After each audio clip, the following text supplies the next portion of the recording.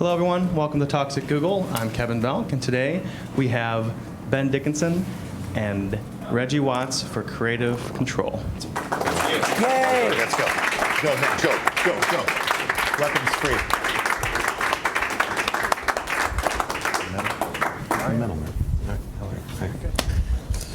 Hello. Her Clark. So welcome, guys. Oh, it's so good to finally be here in the future. Yes. Here you are. I was waiting for so fucking long. I know. It was like, was it 15 minutes? Oh, God. Okay, all right. We had him in a terrible conference room upstairs, so my apologies. No, it's good. It's good. No windows. It's okay, man. So, Ben, you wrote and directed this film, so Creative Control. It was a huge hit over in South by Southwest, and it was picked up by Amazon Studios. So tell us about the film and just the plot line, the story. The movie takes place in a tech ad agency where a guy is testing out the first generation of a augmented reality glasses system, like a fully immersive AR system. And in the course of playing around with them, he makes a very lifelike avatar of his best friend's girlfriend he's obsessed with. And it works out great. There's no problem. No drama. At all. Movie's no over. problems are caused, and he gets his weird sexual needs worked out, and his relationship with his girlfriend is totally functional. And the movie's actually only 20 minutes long. And it's actually just an advertisement for Augmented, the company that's making the glasses that'll come out in the future. So, So where'd the idea come from for this film? frustration, like where most writing comes from, because writing is so hard that the only reason you would do it is if you just had like screaming demons like clawing inside your brain. You're like, I have to get this out. So that's why I wrote it, because I was just pissed. I was just pissed off. But where'd the idea come from? So where was the genesis of that? The collective unconscious, you know what I mean? Yeah. No, honestly, Google Glass came out, do you guys know what year it came out? Was it 2011? Yeah. Nobody remembers. No one remembers. Have you guys been forbidden about talking about it ever again? It's just like, it never happened. It never happened. You're like, yes, we agree. It's just for engineers. Okay, well, in an alternate reality, there was this product called Google Glass, which was wildly successful. When it came out, I was like, I see where this is going. Like, this has got to be basically an immersive smartphone, but kind of really not in your way. So it seemed obvious that was happening, and so I started researching it and talking a lot with my friend Jake Lodwick, who's in the movie, who started Vimeo. We started talking about just what we want it to be like, what would be it. And the funny thing is that the movie is a satire, and but the research and development of the tech aspect was a labor of love, and like we really wanted this technology. So it's funny that I'm like, oh, but it's a sad story. And then so Reggie and I talked about it a lot too. Everybody who I know who's super into futurism type stuff was sending me article, like every article that was coming out. I got you. But I mean, it's kind of now it feels obvious, right? Were you guys friends before? Did you know each other before? We don't like each other now. Oh, okay. No, yeah, we knew. We worked on several projects together. Yeah. Because you were in music videos and short films before that, right? Yeah. Reggie and I did a Fuck Shit Stack video together. Yep. I'm still proud of that. That video. It's real dumb. Well, so I should say, so you star in the film. I mean, you're the lead. Oh, I forgot about David. that. I didn't mention that. So you do. You star in the film, but you also have Reggie playing Reggie in the film. And so when you're creating that, was that just an idea that you had, like, oh, I have to get him in there, or oh, I have this role, oh, he'd be perfect for it? I wrote it for Reggie, and he wasn't in the initial couple of drafts. There was something else in that place. It took time for me to realize that I needed some comic relief, but also I think Reggie has a really great he's a great relationship with technology in general, and since I was kind of pointing out some of the darker aspects, I wanted that to be balanced out with this kind of court jester character. And also, I mentioned that earlier, like, just narratively, it's functional because the main characters are all very self-serious, and are very wrapped up in their neuroses. So to have like a court jester come in and sort of shift the whole, the scale, kind of, in a way. Right. So Reggie, The scale of the can movie. you talk about your role, Reggie, in the film? It's phenomenal. Thanks. I mean, you know, Ben just described it as myself slightly in the future in this particular context, where I'm kind of brought in inside of the movie as my character, as myself, brought into the movie to kind of show what's possible with the technology, and to kind of drive it to some limits or maybe break some limits. So,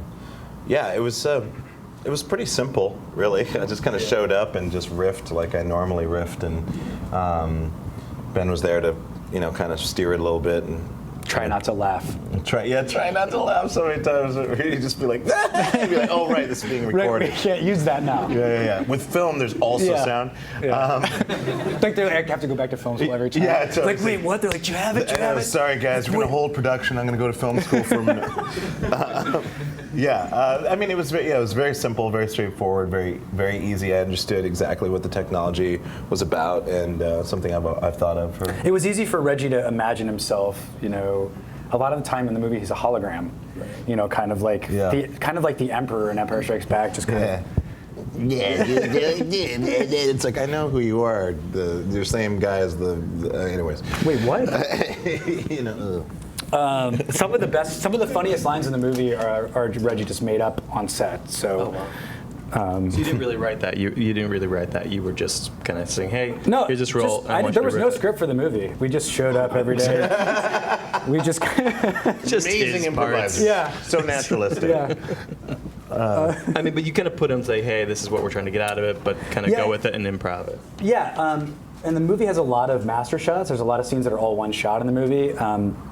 But for the scenes that Reggie's in, I tended to do coverage so I can get when he does sort of a stream of consciousness, I have to be able to like loop stuff together sometimes in the time in the movie. So, and that was it was great because the movie's so formally rigorous, but then when Reggie comes in, everything kind of breathes a little bit. Mm-hmm. Well, that was one of my questions actually, was about the one shots and stuff like that. Because it's funny because you necessarily don't notice them at first, but you feel like, oh my god, like you're really, really engaged. So what was because those are difficult to do. Yeah. So what was the planning for that and the decision just to do them? Was it more of a challenge just for yourself, like, hey, can I do this, or was it just? Some of it's just being lazy and not wanting to do coverage. Seeing if I can pull it off. But more importantly than that, when you watch, in movies we have time, but it's not used very often. Usually, the editing is used in a way to kind of keep you in a trance a little bit. There's like always forward momentum and stuff. But when you shoot a scene, especially of people talking in one shot, you have the sense of it being more like real life, that you're in a suspended moment of time. And I think that has a subconscious effect for an audience, even if they're not aware. It just feels different. And it makes it feel a little bit more real in some ways, just like it's like the people are real. For sure, and we were talking about this upstairs too, just about virtual reality and where it's going, and with the stuff with Cardboard and Oculus and Samsung and stuff like that. So you love it. We were talking about that, and were you that much into it beforehand as well, or was this just something you kind of stumbled upon because it was an idea? Into VR, AR, and you know what? I didn't get into it until I needed it as a narrative device in a movie, and it wasn't even in the original draft. The component of AR glasses was kind of like a little flourish, it was like a theme.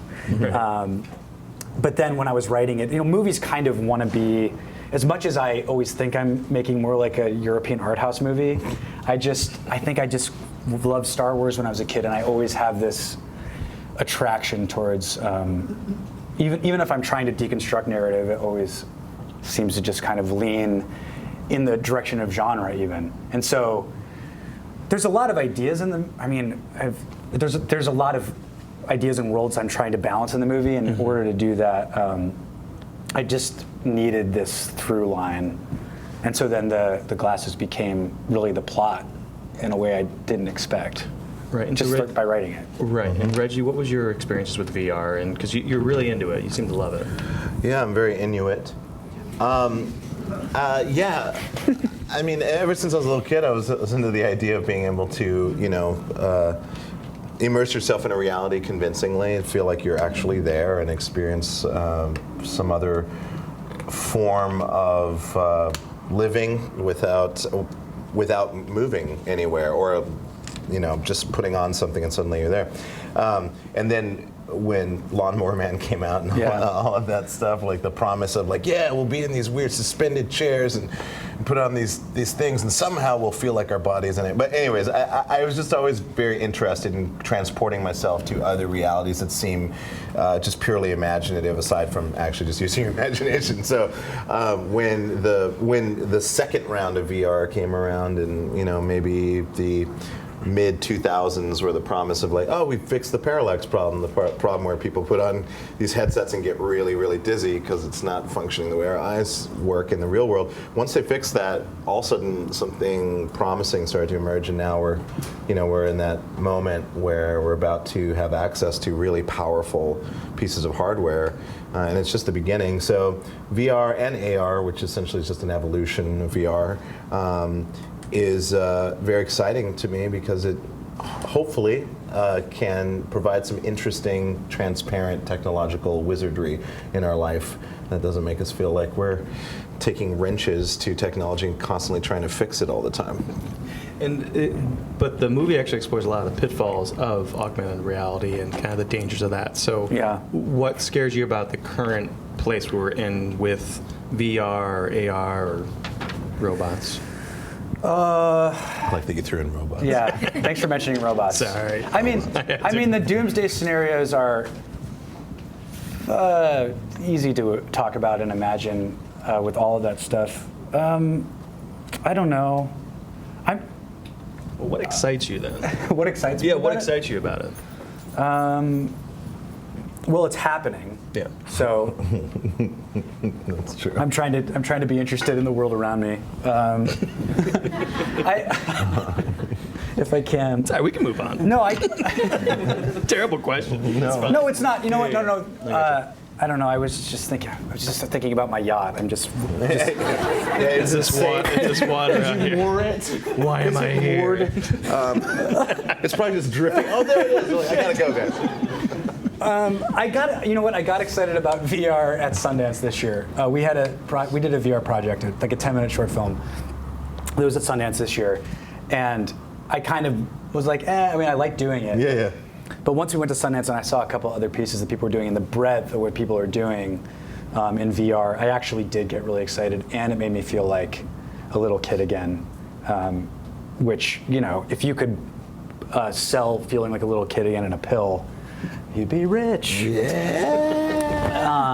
I remember a kid on the back of the bus telling me about Lawnmower Man. That was the first time I encountered. Yeah, and then I remember him being like, and then they're in virtual reality and they're having sex, and I was like, whoa, this movie sounds like amazing.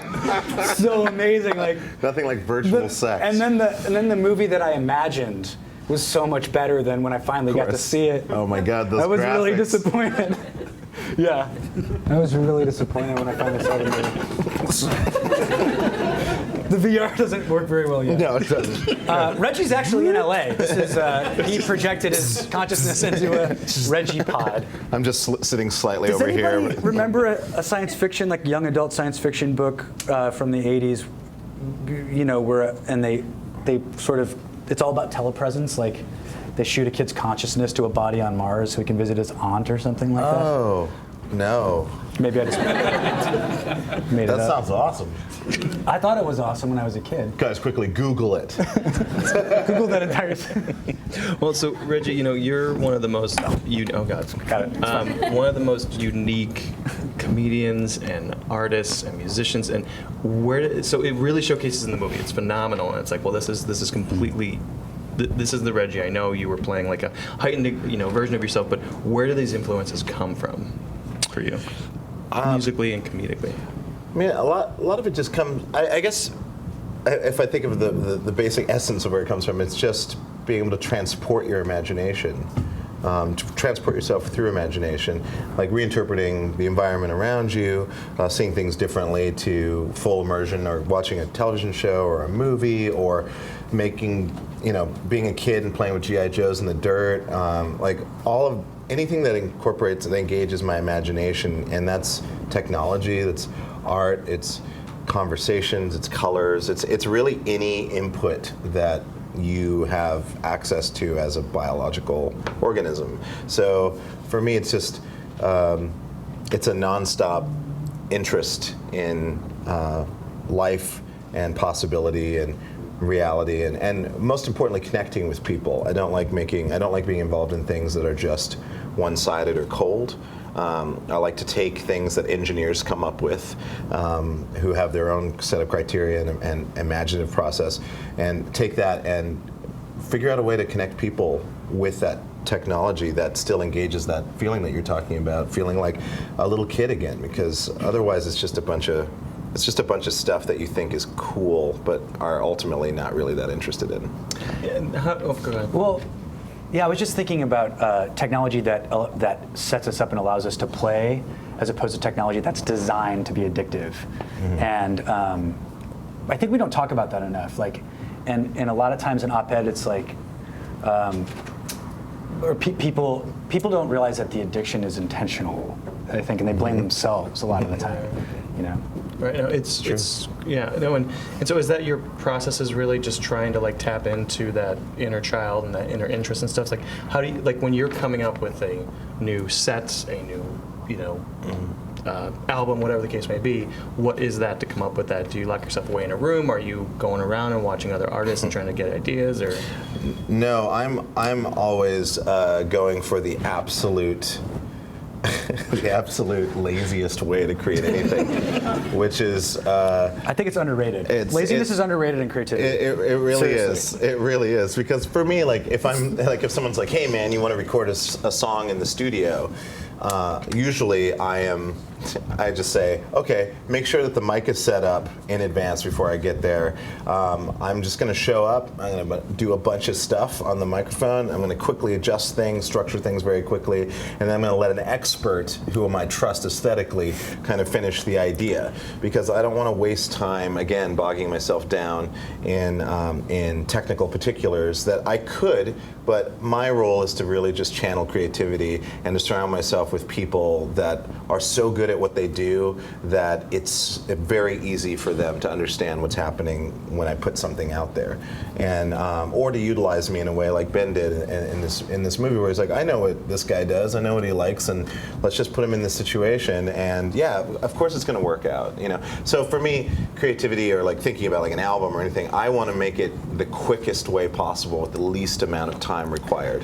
Which is perfect for filmmaking. Which is film. Yeah. Well, it's funny because like no, but that reminds me, like even like for instance, if I'm doing a television like Comedy Bang Bang or something like that, and they're like, your mark is here, and I start waving my arms, and they're like, oh, actually, could you just make sure your arms are a little bit higher? You're like, I'm like, this is moving in the wrong direction. Yeah, this is totally moving in the wrong direction. It's like the production or technology should be in service of imagination. So you should be prepared for anything to happen. You should have contingencies to be able to make sure that creativity can express itself in the maximum way. That's not to say that be a total dick and like ruin things, but just like, we are not prepared here. Yeah, like, if you go over there, we're screwed. No, it's like I'm like this. He's like, hey man, over here again. I mean, this is California, though, right? Everyone's just like, it'll work. Hey, it's Cali, man. Yeah. It's close to Humboldt. I don't know. I don't know what that means. That's great, though. And to go back to you, Ben, on just the, you went from the short, film narrative and format and music videos. You had First Winter, which was very, very much smaller in scale. Yes. And then you went to this, which was way grander, way more complex. That's a huge jump. Was there difficulties there, or were you nervous or anything? Or? Oh yeah, I was terrified for like a whole year. I was just in a state of constant panic for about a year. Okay. So yeah, I was worried. Yeah. What were the struggles in trying to adapt to that bigger format, the craziness of it, and just trying to get this film made? Well, I mean, it's it's just magnified. It feels like the same experience. You have like slightly more people on set, obviously, but I've done some pretty big commercials and stuff, so like I'm familiar. I'm like comfortable with having a lot of people around when you're trying to do it. Yeah, I don't know. I think one thing that I haven't thought about this a lot, but one thing that's difficult when you move to a bigger size production is everything is much more organized, and it has to be because you've got trucks full of lights and shit, and you're on location, and it's crazy in New York. So the script becomes this sort of Bible in a way, but not just for the words on it. It represents a certain amount of time, a certain amount of hours, and what tends to happen that I think is unfortunate, and I try to figure out how to fight it, is that the script becomes too concrete. And you'll have, and, you know, the idea is like, she missed that line, she did that, and I'm like, it doesn't matter, like, we're trying to get the scene. But even I got into that mentality where I'm just shooting the script that I wrote in the past rather than responding to what's happening right now, because even though there's this huge apparatus, you are still at a certain moment in time, in a certain place, with actual human beings, and you're trying to get at an essence, and the particular words that you wrote. I mean, unless you're doing some very highly tuned comedy writing like the Coen Brothers or something, which I'm not. But even then, you have to be, it's very difficult to get back into the present moment. And you have a lot of, you know, guys around you who might have spent 3 hours lighting it, and they're gonna be grumpy if you decide to change the shot at the last minute, but you just have to do it and let them like be grumpy at you. But also, to push yourself out of that comfort zone when you're in a bigger, when you just have more, you have more people supporting you, and that can sometimes feel like a burden. But actually, it can be liberating if you remember to keep it fresh. And actually, I learned so much about doing that, not just creatively, but just in my life from hanging around Reggie. I'm slightly less neurotic around Reggie. I'm not saying you're responsible for me. Okay. A little bit. Thank you. Thank you for channeling. Yeah, he just sucks it out of my brain.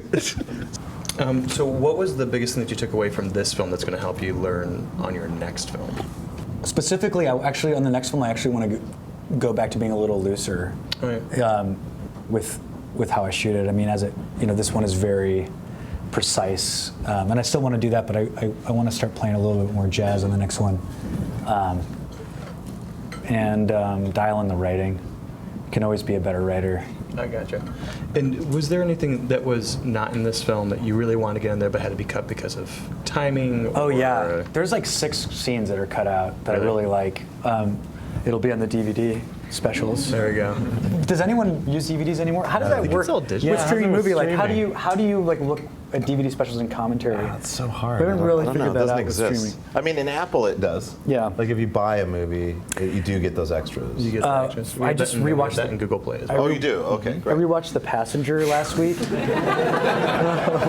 Oh no, I had to get it in there. Yeah, totally. Yeah. I gotcha. What was the toughest scene to film? Because, like I said, as soon as I started seeing the one shots, I was like, "Oh God, that one must have been." But what was the toughest thing to get right in film? The toughest thing to get right was the last scene of the movie. Yeah, and we actually reshot it.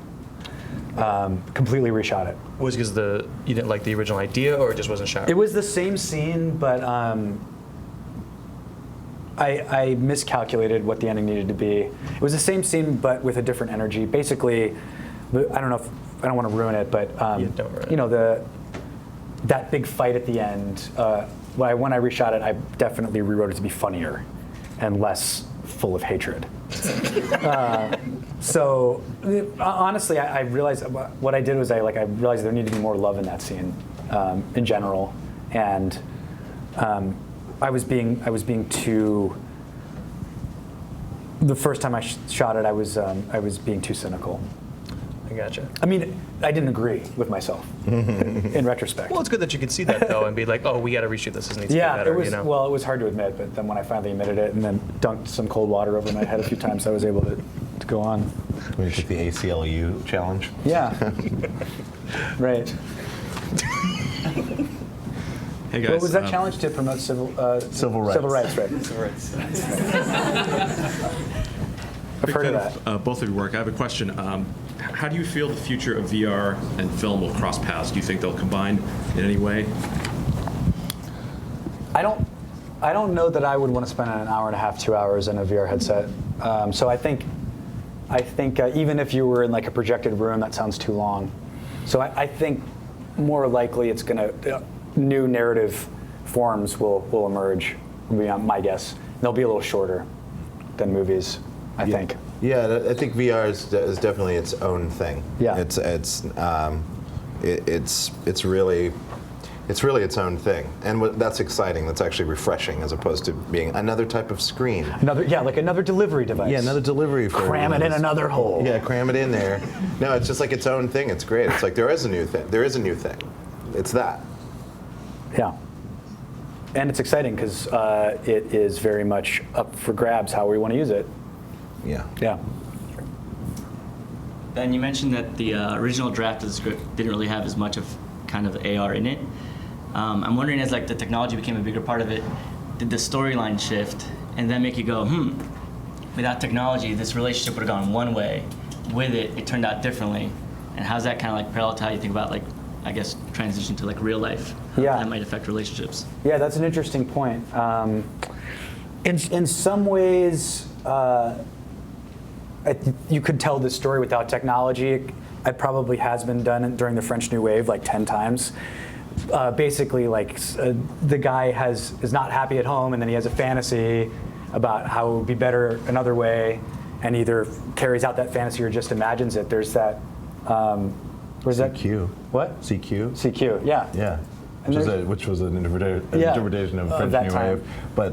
And then there's that Romer movie called Love in the Afternoon, I think. The whole movie is just about a middle-class French guy imagining cheating on his wife, and then at the end he just decides not to. It's a great movie. So I just ruined it.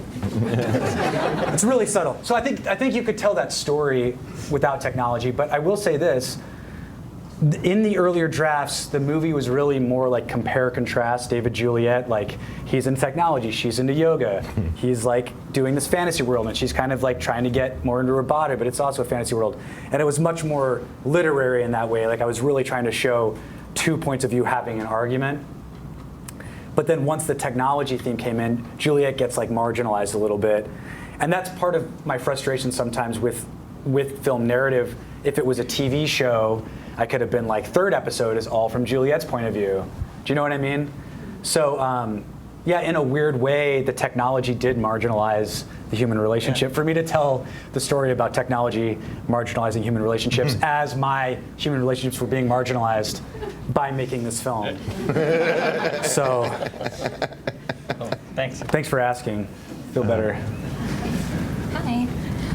So I saw the movie last night and I loved it. Cool. I really loved how like natural a lot of the scenes were, and some were like cringeworthy how like natural they were. It was really great. It was I loved that. cringeworthy? Yeah, That's so like good when to you hear. get awkward. I Yeah, and you're just like, oh god, no, oh yeah. Yeah, it's really Don't awesome. say I that. love Oh, you're no, gonna it was say great. that. No, but I wanted to know, how do you take it? So a lot of people were kind of talking after the movie and stuff and saying it's kind of a 2016 version of her. Like, how do you take that? Is that a compliment? Did it have any part in how you came up with certain things, or did you play off of it at all? Well, we shot the movie before her came out, so Okay. I didn't have the chance to respond to it in that way. I knew it was coming out, and I was like, what? Her is a romance. I mean, from a standpoint of literature, it's like on the opposite end of the spectrum as a satire, even though they're describing a similar phenomenon. So, in a way, I welcome the comparison because that movie costs like 40 times more money. You know what I mean? It's like, I'll take it. Like, compare it away to her. But I think it's an interesting double feature because, yeah, they're really approaching her from a different point of view. There's no political reality in her whatsoever, from what I can tell. It's just not concerned with politics or economics that much. And I mean, really, what's weird about her is that she's an authentic AI, right? So that means that the company that's selling her are slave traders because she's conscious. You know what I mean? Like, there's all this other stuff in there you could just look at it. You could just be more negative. You could be a negative Nancy, watch her, and then you'd make my movie. well, actually, it's not so great. Yeah. Plus the construct in the movie is it's just a composite. It's not alive in any way. Well, that's important too. Like, yeah, there's no authentic AI in my movie. It's really just his own fantasies projected back at him, which is kind of like a different. He has an authentic Joaquin, as I like to call him, has an authentic relationship, a real relationship with an AI. But in my movie, David is just in a relationship with something that he's creating. So he's like created it's a Pygmalion. When you filmed the sex scenes, was that just awkward or? Was it awkward to pretend to masturbate in front of the entire crew? Yeah. Yeah. Okay. I was really wondering that. Yeah. It's weird to also be the director, be like, okay, guys, that was a great shot. Now I'm gonna take off my pants and sit down and do the most private thing. Pretend to do the most private thing. That was a trip. Yeah, that was really weird. It's like, hey, you wrote it. You know what? It is funny. It is funny to suddenly be naked, like on a couch, having the entire crew film you. You see where I'm going with this? It's like the most masturbatory possible. Yeah. It's like, dude, There's an entire crew watching me. Dude, Max Mast. Max Oh, Mast. weird. Yeah, and so there was moments where I'm like, how have I put myself in this situation? That's amazing. It was needed for the The film. most narcissistic moment of my entire life. There you go. Really weird. Hey guys. My Nothing. question though is related to writing and how, I mean, with all that filmmaking takes, with the writing and all the steps of the process, how do you be your own boss? And how do you set goals for yourself and deadlines? I take a lot of naps. I have a completely erratic sleeping schedule. I vacillate between drinking lots of red wine and not drinking at all for a week. Don't forget that weed, though. Be smoking weed with Reggie on the reg, Well, eating it. eating it. Promethazine over Pinot, man. Got that promethazine going on? Yeah. I don't know. No, I'm terrible. I'm terrible at staying on schedule. But once you have a bunch of people involved and money's getting spent, you just have to. You just kind of like get taken along for the ride. The early part of generating the energy to make that happen, I don't know. Do you think that it helped? I mean, do you think that it helped after you got your first project off the ground, and it kind of built momentum, and you became known? Do you think it helped, kind of being accountable to more people? Yeah, I mean, it just kind of gets rolling, and then when you first start off, you're like, I had this idea. It's only in my mind, but I'm pretty sure you're gonna love it. But after you've made a few things, you can be like, the New York Times says that I'm a person who has a name, you know what I mean, that you should know about. And it starts to become more concrete for people. So then you're just starting off with a little bit more of a platform, a way to give people a context to take you seriously. And that's part of life, moving through life. Well, and Thanks a going lot. off of- Yeah. I mean, going off of that, balancing writing, directing, and acting, it's got to be incredibly tough. Yeah, I wouldn't recommend it. I wouldn't recommend that anyone do that ever. But you didn't want anyone else playing that star role. That was No, you I read did. specifically for, oh, no, really? I asked Aziz to do it. It was the first person I asked was Aziz Ansari. I'm glad he didn't do it. And he was like, he said no. And then I asked a bunch of other people, and they all said no. And then one guy sort of said yes, and then I talked to him. Like, these are known actors that I was talking to. One guy sort of said yes, but then I did a phone call with him, and he was the opposite of cool. So I was like, don't want to do that.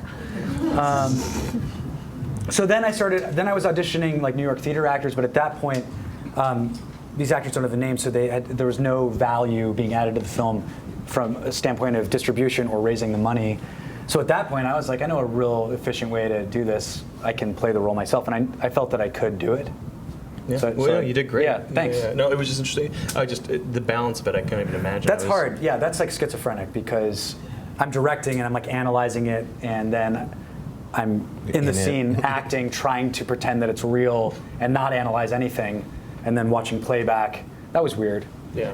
I think it helped me like go crazy a little bit, which my character goes crazy. So it was like, it was like method filmmaking, Strasbourg filmmaking.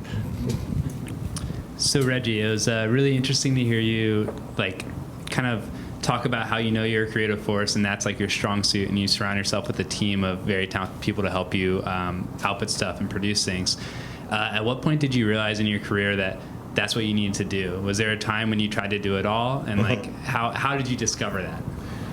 I mean, yeah, that's a great question. There definitely was a point at which I was like, in the music I would make, I would record it, and I would multi-track it, and I would EQ it, and I would do the whole production process.